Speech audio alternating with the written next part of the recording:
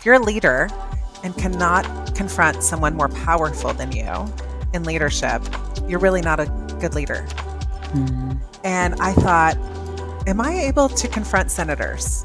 Am I able to confront other people that have more power than I do? I think it's really important to have Christians working in all realms of life, right? But especially in government, where I would say that if God is calling you to anything, you be obedient.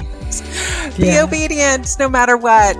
That I think God really honors a willing person.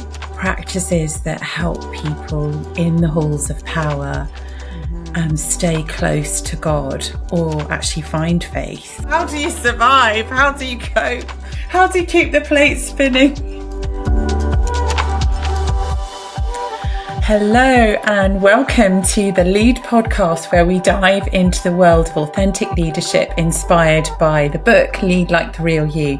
This podcast is hopefully your go-to resource for discovering how real women leaders navigate their unique paths.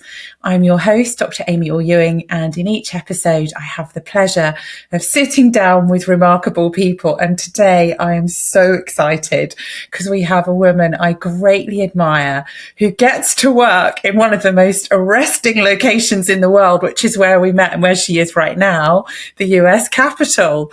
So Reverend Lisa Schultz is the Chief of Staff for the United States Senate Chaplain Barry Black, and she directs all of Chaplain Black's programs and outreach to senators, their families, and the hundreds of staff who work at the Senate. She has spent 21 years directing Capitol Hill Focus Ministries, and she's been working for the last 17 years for the Senate Chaplain. Lisa holds a master's degree in biblical and theological studies from Denver Seminary, and she is an ordained deacon within the Anglican Church in North America. Lisa, welcome to the Lead podcast, and thank you so much for joining us. Oh, thank you for asking, Amy. I'm really excited to be with you. I'm just thrilled to have you. I'm really excited for the women who are engaging with these conversations to hear you and learn from you. So can we begin with a bit of background? Can you tell us something about how you came to faith and how on earth you've ended up working at the US Senate and on Capitol Hill? Yeah. So that could be a whole podcast. Yes, absolutely. But I will give you the shortened version. That question is kind of loaded. I grew up in Oklahoma, and I was actually evangelized by my friends in high school who it was the Bible Belt. And so everyone was asking me to go to all of these Christian activities. And one of them was a Young Life camp, which is an outreach group to high school students. Yeah. And so I went to Young Life and spent a week at the camp, and they shared the gospel message, the good news of Jesus with me. And I had a life transformation. I mean, it was from one day I understood, I didn't understand what happened on the cross and the message of Christ. And the next day I did. And I came home. I was 15 years old. I came home and I shared with my parents and my friends and told everyone about Jesus. Wow. And awesome. I was not a reader, but I started diving into these books about Christian missionaries. And I don't know if someone gave one to me or not, but I started reading about Shadow of the Almighty, about Jim Elliot and Amy Carmichael and all of the great Christian heroes and women who had done great things for God. And I said, well, I want to do great things for you, Lord.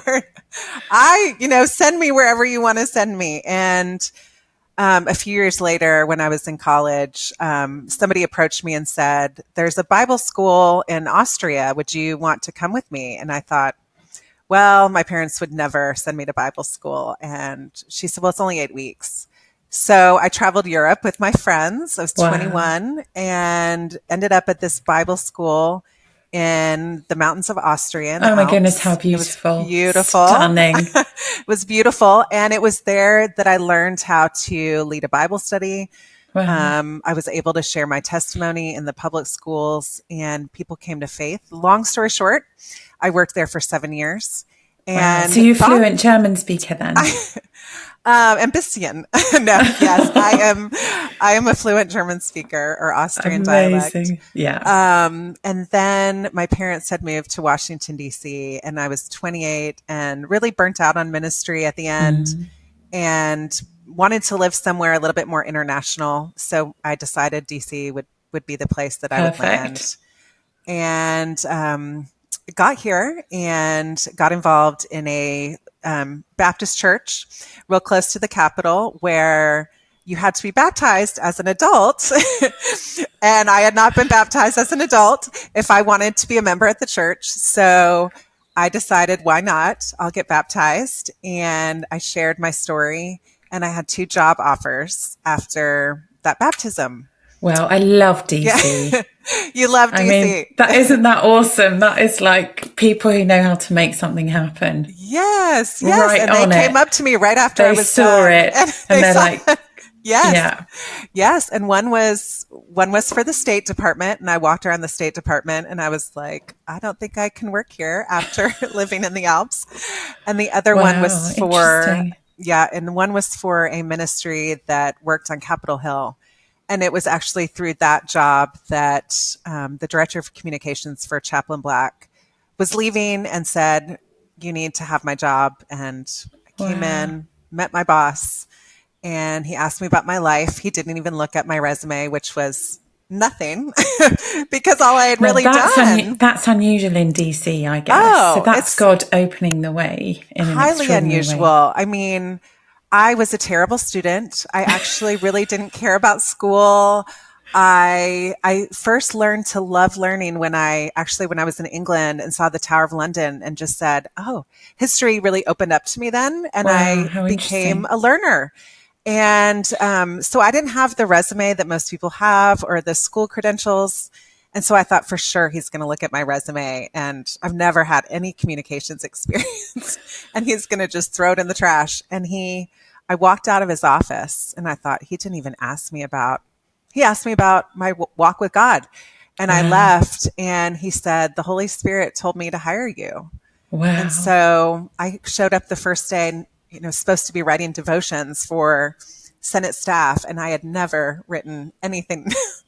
I mean, in college, I guess I wrote papers, but it had been a while. So it was really unusual. That's amazing, So Lisa. that's how I ended up here. That speaks volumes of him. I mean, I had the honor of meeting him, obviously, when I was with you. And what an extraordinary person who listens to God and I guess also has a real intuition about people. And obviously he works with the most senior lawmakers and decision makers in the nation, doesn't he? And has been close to presidents, etc. But not a hint of arrogance or I don't know, humility. Such godliness. Mm-hmm. So it must feel a bit daunting to work so close to the center of global power. Mm-hmm. I mean, I don't know if you get used to it, but how do you manage having professional relationships with such powerful people in a healthy way? Yeah, that's a great question. I have many vices in life and many challenges and struggles, but this is not one of them. It's not something I actually feel like God has given me a real gift to see everyone being made in the image of God. And I think that's just how he made me. But I also think there was a couple things that happened when I first moved to DC. One was, the internet age happened when I lived in Europe. So we had 2 computers at this Bible school. I did not know how to use the computer. And so I came back to this new world, really. Mm-hmm. And I thought, I don't know where I'm going to work. I told my dad, I'm going to be homeless on the National Mall, which my office window right here. I wish we could show. That's the most stunning view, isn't National it? Mall. But I said, I will be homeless because I gave my life to God and I have no skills. And I said, well, I can answer the phone. So I called a political organization and that was around the time actually that I was baptized, but I called this political organization. I said, do you have a receptionist position open? And they said, yes. And I remember so well, I was sitting at this desk answering the phones, and no one wanted to talk to me. No one powerful, right? So the president of the organization and all of the others, they would just walk in and just walk past me. And that is really not what I was used to. I was used to skiing in the Alps and having a totally different life, but I wasn't used to kind of feeling that I was at the low end of the totem pole. And I just said to myself, I'm just never going to do that. No matter what God does with me here, I want to just treat everyone the same and be able to really see. And yes, senators have lots of power, and the vice president has a lot of power, and the president has a lot of power. But I think that that experience really helped me solidify this idea that I was going to treat everyone the same. I was going to try and look at everyone the same. And I also, working where I work, I also see the human side of all of them. So I joke with my work colleague that we were more excited and nervous about Cindy Crawford coming to the Capitol than we are about the president, or, when the vice president comes to our office. Maybe it's rote in some ways, but there is, I think, a gift maybe that God has given me to kind of see everyone as made in his image, and so the intimidation factor is maybe a little bit less. And they will feel that as well. Those individuals will feel that in your presence. I think we often imagine, don't we, that, we see people on TV or read their names in the press. We think they've kind of reached this unattainable level, but they are just people like you and me. That's right. Can you share any spiritual practices or patterns that you found helpful for yourself, but also for the people that you serve in these powerful positions? Spiritual practices that help people in the halls of power stay close to God or actually find faith? That's a great question. I think being, as an Anglican, I read the Book of Common Prayer, right? I try and stay in the Word of God and continue to renew my mind in God's Word, which is obviously really helpful. But there has been a passage of Scripture that I remember constantly while I work here. It just, maybe the Lord has kind of put it in my mind. And it's Psalm 39. I have it actually right here in front of my desk. Teach me to number my days, that my days are like handbreadths, and we are like phantoms, like fleeting shadows. And it talks about just the brevity of life. And I've actually been able to see that here. 2 doors down was Senator Kennedy's office. So he's the brother of John Kennedy, which was one of our famous presidents. And he worked here. We shared the same bathroom, and he was down the hall. And then after he died, it became Senator Inhofe's office. And we used that a lot for Bible studies. And Senator Inhofe just recently passed away. But I've seen people come and go. And it really does remind me, they were here once in these hallways. And when I walk them, I think of that often. And then, they're forgotten. We have buildings named after people that I don't even know here, or pictures in the hallways, and I have to Google them and say, who is this painting of in the hallway that I walk past every day? And it really kind of puts things into perspective for me. So the spiritual practice of meditating on God's word and having that influence the way my mind thinks about reality and what is to come. And do you think that's helpful for them as well, the people that you're serving? Because I guess to have some perspective that there's a beginning and an end of life, and that you have a season of service, is that something that helps people who are called into those positions of power, handle that with integrity, do you think? It should. And I hope that Yes. I mean, yes, our office. I lead a Bible study every week, and then I co lead with Chaplain Black a Bible study for the chiefs of staff. And then Chaplain Black leads one for the senators. I've also worked with female senators where, yes, I try to remind them, and I know Chaplain Black does the same, of, he says oftentimes we're mere hand breaths, we borrow our heartbeats from God.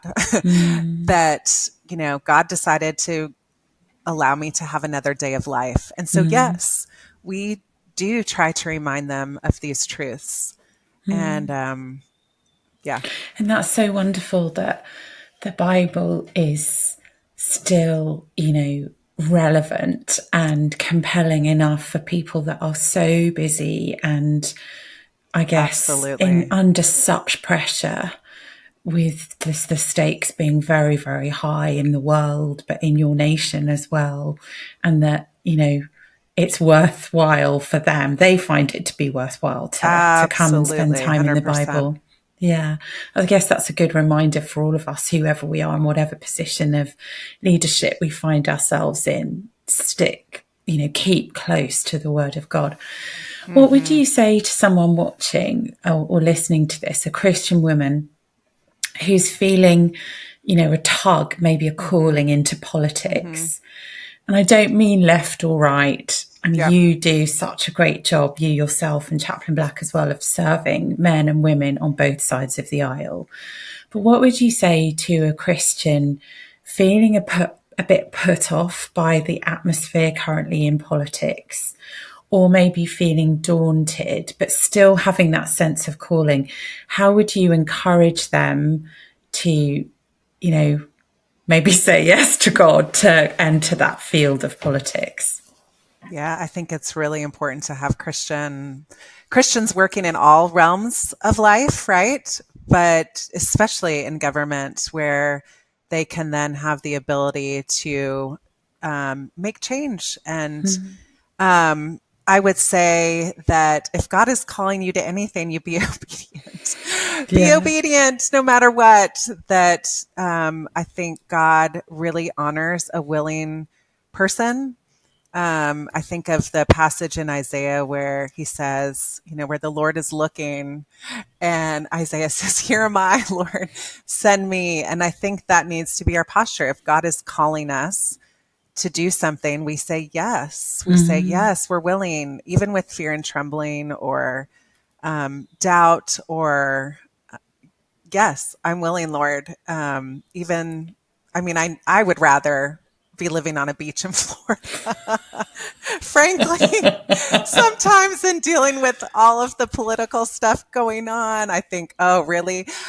Why can't I just live in a small town and, go get coffee every day Bake and go bread. home? And I don't know, doesn't that sound good?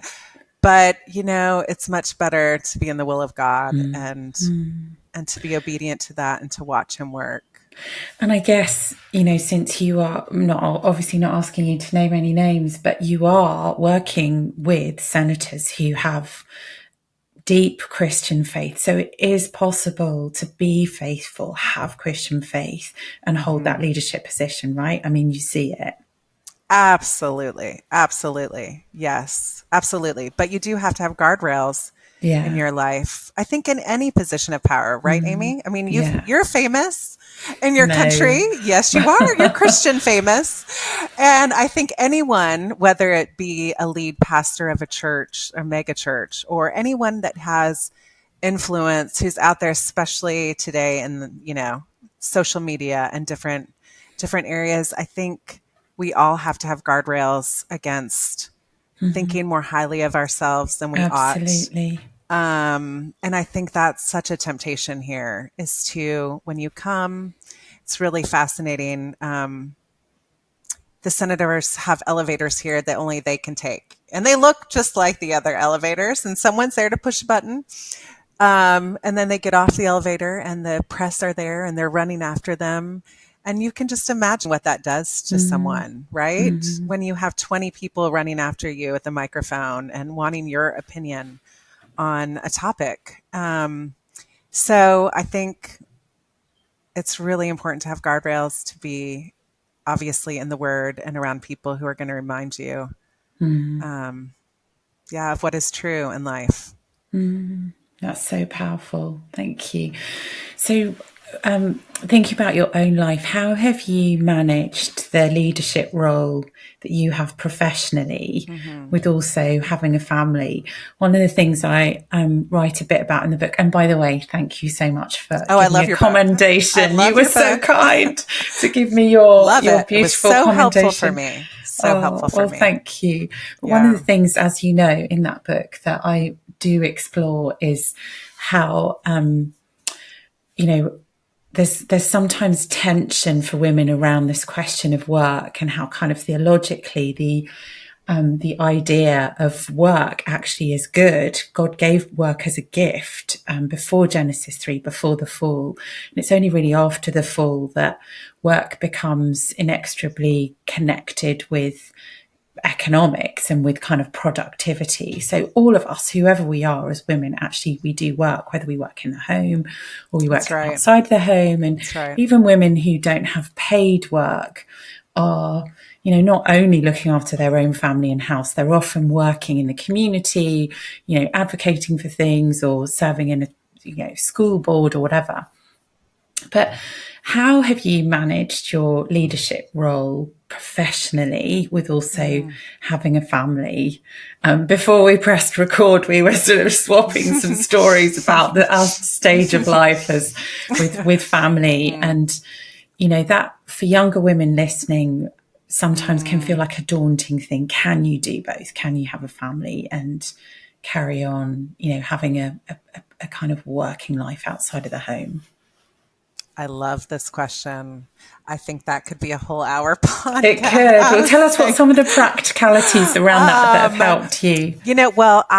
Before I had my first, when I was pregnant, I'd grown up in Oklahoma. And if you were a good Christian, your work was in the home. Yeah. And it was not, I rarely knew any women that were believers, faithful Christian women that were working outside the home. So I also had people that told me, this is actually sinful, that if you continue on with your work, that your kids are really going to suffer. And so I listened to everyone and I really struggled. And I had a good friend and my husband who said, Lisa, you will be depressed. You will be depressed if you stay home. And that is the truth. I am really thankful they kind of did an intervention on me, and I loved my job, and I did not feel like God was calling me to leave my job.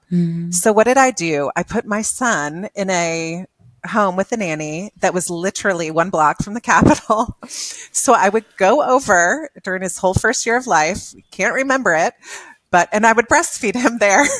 Well done. That's so amazing. On days that we didn't have Bible study, I would walk over there. And then I was the crazy mom who, and then I did speak to my boss and I said, I have this guilt and I want to be home with my child, but I still want to work. And so we worked it out where I worked 4 days a week with my first. And then when I got pregnant with my second, he offered me a promotion to chief of staff. And I love Chaplain Black more and more every day. He's amazing. He's amazing. A legend. Amazing. And I said, you know what? I will do this and I will actually work 5 days a week, but I want to leave at 3:30 every day so that the school ended at 3:10 and I could be there at 4 to pick them up. So they were in aftercare, which I felt guilty about for a while.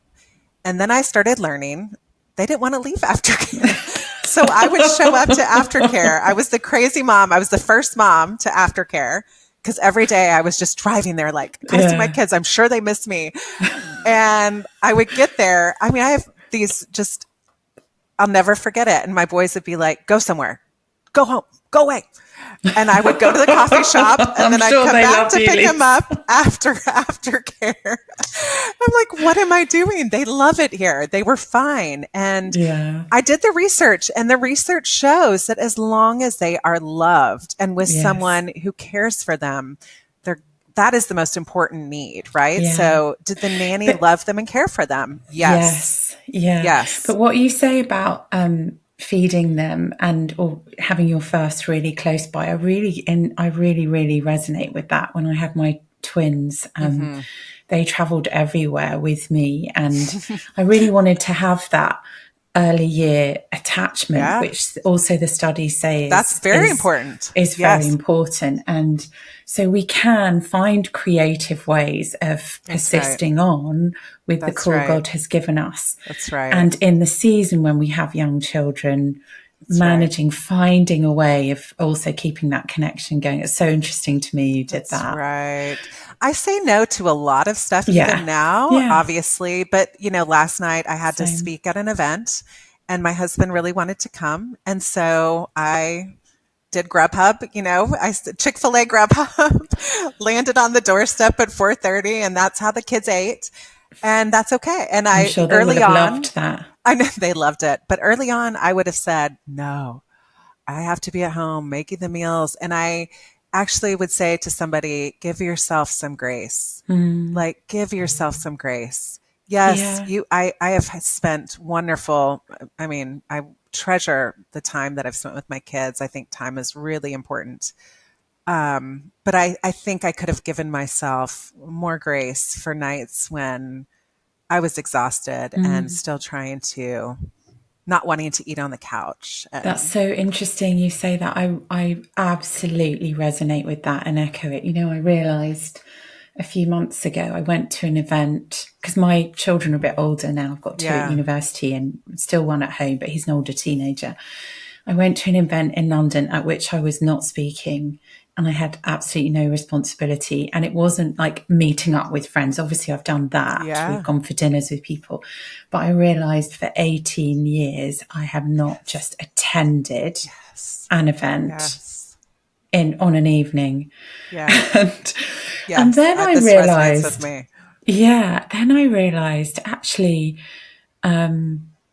there is this thing of seasons, isn't there? Like as women, we will have seasons of life when we're single, and there'll be many women who listen to this who choose not to have children, or who for whatever reason are not able to have children, and won't necessarily experience this kind of juggling that we're talking about. And there'll be other pressures that they're juggling and experiencing, but all of us will have seasons just in our bodies. We'll go through perimenopause and we'll go through menopause. We might have, I had endometriosis, which is when I was younger, extremely difficult, cyclical pain that you have that goes with your cycle. And finding a way of managing things in the different seasons and finding the joy in the season that God has placed us in. Absolutely. And I think I worried too much in each season that I wasn't doing enough of the right thing, exactly like you said. Absolutely. And so, to find that peace in God in the season that we're in. Yeah. And to be okay if things aren't perfect. Exactly. I've just now learned this. I'm just now embracing it. It's a bit late, but it's taken a while. They're 14 and 12, but I'm getting there. Why couldn't I have learned that when they were two? It was really funny. At my 40th birthday, my 3 kids gave speeches, and one of them, so they wrote these, they were just not very long speeches, but one of them, I will never forget this line, because obviously I have not told him this about myself, but he said, one of the things about Mummy is that she can't relax in an untidy room. We all can, but she can't. Yes. I thought it was so insightful. It was like, they are fine with the house being messy. It's me. It's me. Yep. I'm the same way. Problem Same way. That's why we're leaders, right? Yeah, that's probably true, right? Multitasking leaders. So practicalities that helped you were flexible working, by the sounds of it, speaking up and being able to just tell your boss, finding creative solutions like breastfeeding your son during the day, daycare afterwards. I mean, you've talked about so many practical things that have helped. And then addressing this feeling of guilt and, that isn't actually coming from the children. It's not coming from the husband. It's not coming from God. That's so so helpful. Okay, so next question, Lisa. Thank you for all this wisdom. You're amazing. There are plenty of younger women engaging with this podcast and perhaps feeling like the careers of the people I interview have all just kind of unfolded very smoothly and easily, or even had this idea that calling is something you just know completely in advance and then you go and do it. But that certainly hasn't been my experience. And I'm picking up from you that that hasn't been your experience. Can you sort of describe this dynamic of God's calling actually unfolding? Like we don't see it all in advance. And, you know, dig into that a little bit. I mean, I do believe in my life, he has put me in unexpected places. I mean, but you don't know that necessarily in advance. Like it's not like you have this blueprint and then I didn't even know we had 2 senators from every state. Which is really funny. I mean, I just didn't even know what they did in Congress.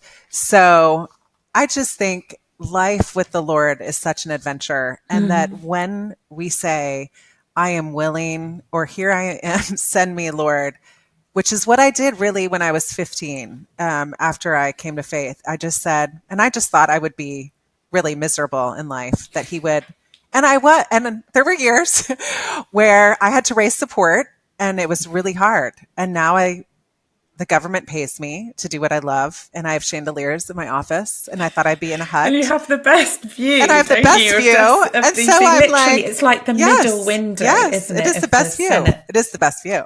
So it is hilarious. But I just think God wants to use people and do unexpected things. And so I really believe that from the bottom of my heart, that obviously there's things we have to do. I mean, I got my master's, which is a miracle because I hated school. I told you I got C's. I didn't even think any seminary would accept me. They probably did because I have this job. And I got my master's. It took me 6 years. Amazing. And when my kids were, in elementary school, little, and every night I was reading my theology books and thinking, what am I doing? And I also have been ordained, which is really a funny thing. Amazing. And I had to study for that and take tests and work really hard. And both of those things I feel like have empowered me, have given me wisdom, have opened new doors for me. That's good. So there has been that work, right? But I can't explain that I was baptized and somebody offered me a job that connected me with the director of communications, which gave me favor with my boss, who loves me and, has poured into me, opened a door for me, which really wonderful. Which that is the Lord, right? That can only be God. But you're right. It's really good to hear you say as well that, God opens the door, but then it is actually our responsibility to get the qualifications that are required to do work in the field we're called to do, which you've done, and to work hard and, chase down opportunities. So calling unfolds in that sort of way. Yeah.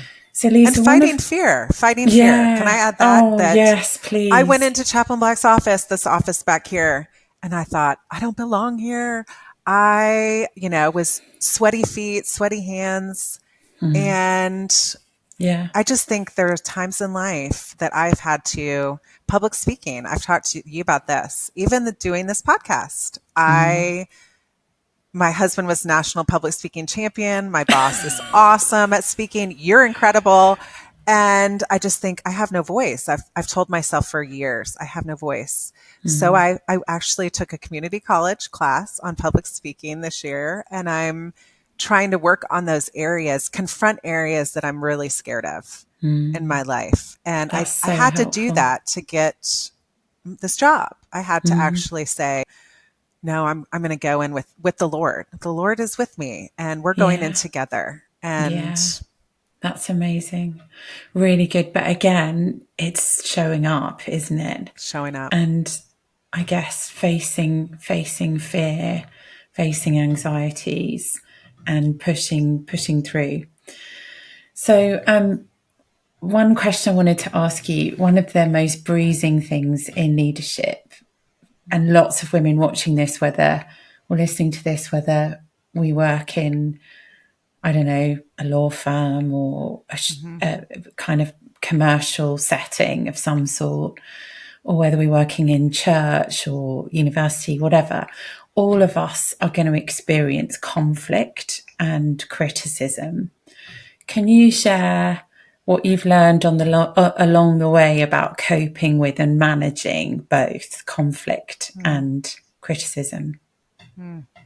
I think that the more that I'm in leadership and the more that I grow in this way, the more criticism is out there. And I've had to start accepting that. And I think that has been a struggle for me. Usually people like me and are happy with me.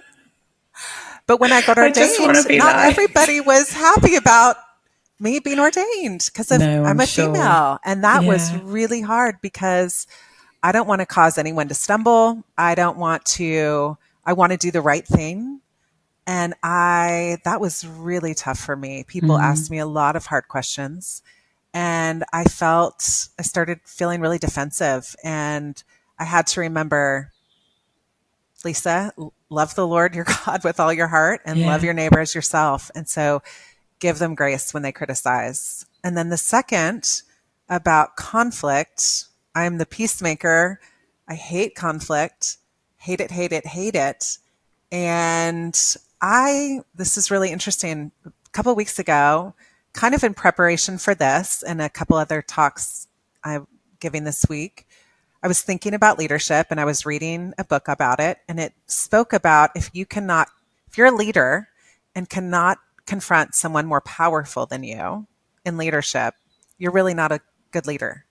And I thought, am I able to confront senators? Am I able to confront other people that have more power than I do?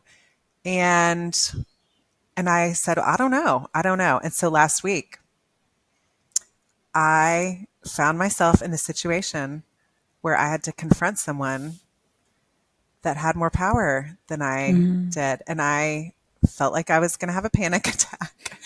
And for 2 days, I wasn't deep breathing. I had pain in my stomach. Wow. And I kept telling myself, this is real. This is real. This is real. Yeah. And I said, you have to fear God. You have to fear God more than man, no matter what the consequences are in your life, Lisa, because again, right? You're willing to be used of God, but are you really willing to do what he says and to obey him? And that's really important to me. So it was something that I had to push through and do. And it went out probably as good as it could have gone, but it was very hard. It's very hard to do those things. I completely agree. It takes actually it's interesting you mentioned the physical sensation. It takes an emotional toll. If you don't like conflict, and I'm the same, I definitely don't like conflict. It takes an emotional and physical toll, doesn't it? That's right. Because we're whole people. We're embodied. Yeah. And it's interesting to me that the Psalms really dig into that. Like the scriptures know that. Think about Elijah after confronting the prophets of Baal. He runs for all that time and then he puts his head between his knees. He's exhausted and he's so kind of stressed that he can't eat. Yes. Oh, yes. I mean, I had pain in my side, and I've started to realize that that's what happens when I'm not deep breathing. When I'm stressed or anxious about something, is I'm not getting my deep breaths, and that's what happens. And it's a reminder for me. And it was very hard to stop it. Normally, I've been really good about being able to recognize that and do some deep breathing and techniques too. But that was tough. It was really tough. Especially really also as females when we're confronting males. Yeah, absolutely. So I've had absolutely. Yeah, and there's then a fear of social penalty and that's right. Consequences. That's right. That And I think we, as women, we often kind of overthink things in advance as well and worry about all the possible eventualities. Well done. I certainly need to learn from you on that. So I've got two more questions. The penultimate question is, in the book, Lead Like the Real You, I talk about and write about the importance of friendships in our lives, in our Christian walks and in our professional callings. And so I want to ask you the question, how have you cultivated friendships in the different seasons of your life? So I know you are married, but I mean, I'm talking about friendships that aren't the person you're married to. And how have friendships mattered to you? Oh, everything. Everything. I have a great group of friends. I really thank the Lord that I have people in my life who love me, who don't want to talk about politics, who want to talk about the Lord and how I'm doing, or go get a drink, or. But I have two dear friends that I've known. One, we became friends when I first moved to DC when I was 29. And I wasn't married, and she was married but didn't have children. And we became prayer partners at my first job, actually the job that brought me to Capitol Hill. And she moved to the neighborhood that I'm in, and we had kids then around the same time. I got married, and we had children, and we have raised our children together. And there is another girl that I've known since my 20s, Heather and Laura, and we all live in the same neighborhood. We all go. Well, two of us go to church together, but we all essentially live life together. We have raised our kids together. We travel together. We're going to Florida together in December. We went to Israel together.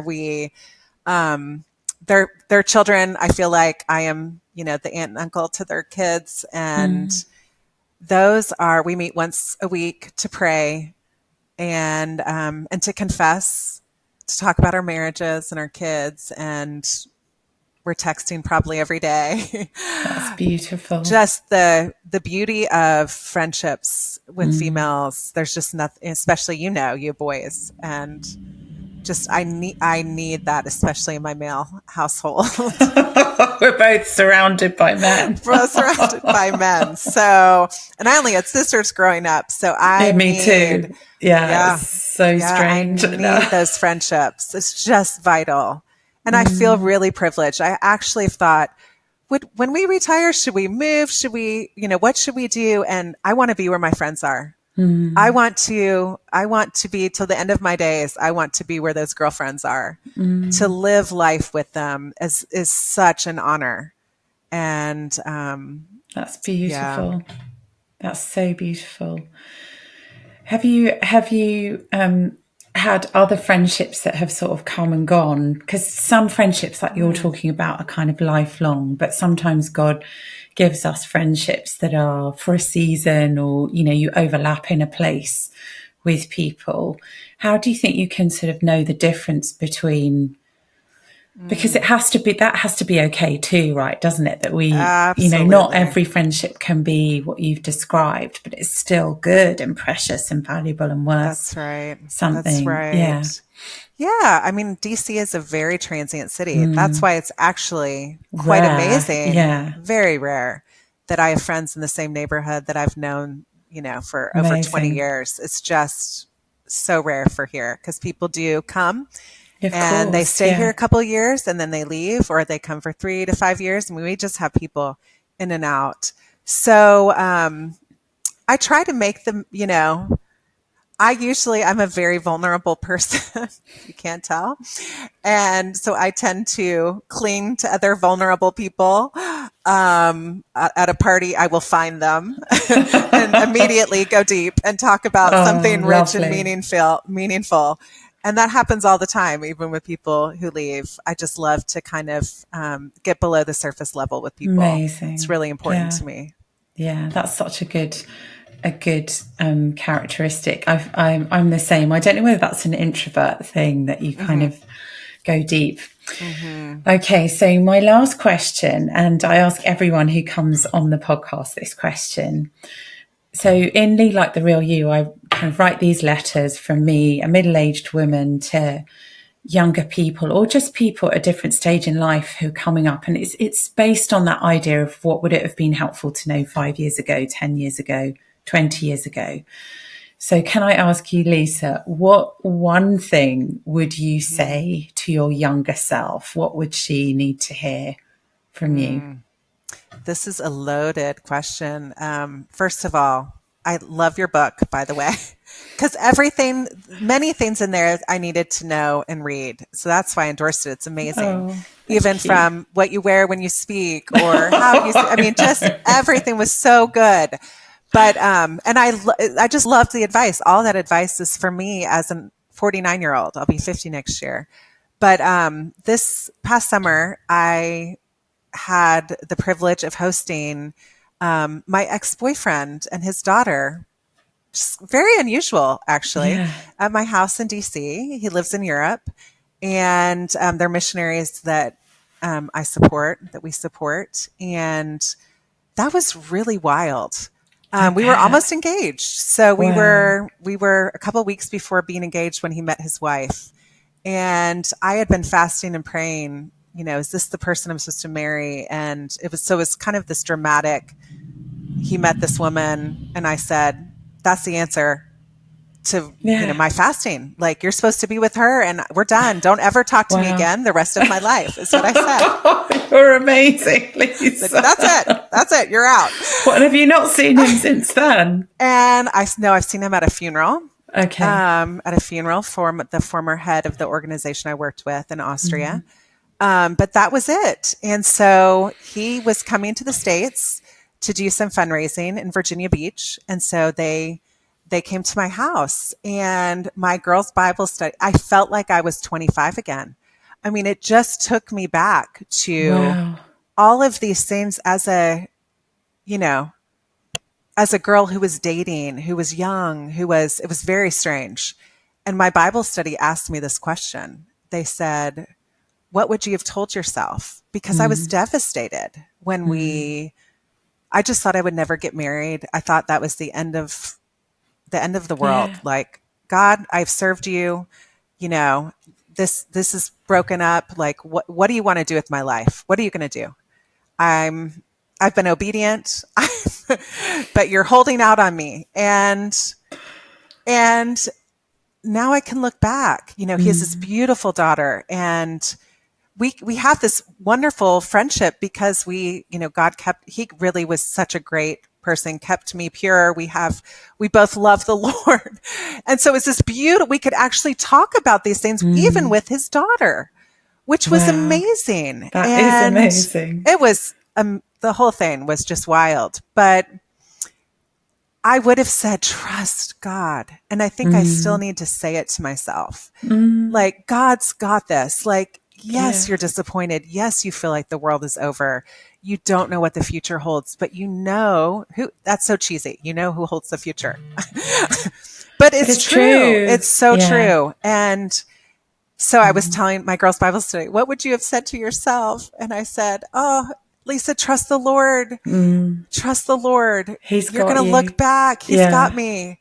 And now I look back and I'm like, praise God that it worked out the way that it did. Yes. And we both say that, and that's amazing. And I just think I'm scared even about my own future now. And I'm going to be 50. And what is the next?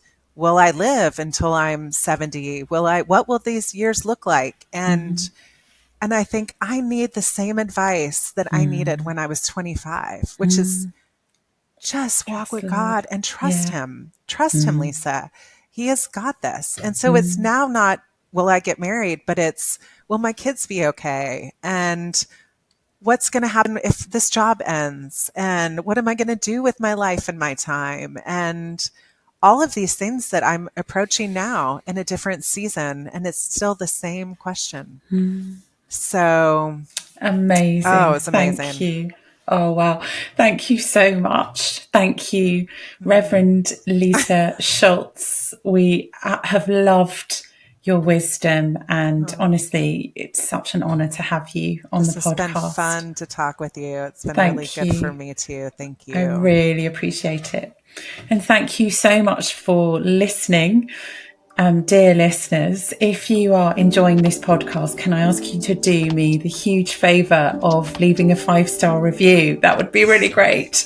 And if you could also follow the show and subscribe and share it with people. These small things make a huge difference and help other people find this content. So thank you for listening to the Lead podcast with Dr. Amy Orr-Ewing and with Reverend Lisa Schultz. And will you please join us next week for another conversation?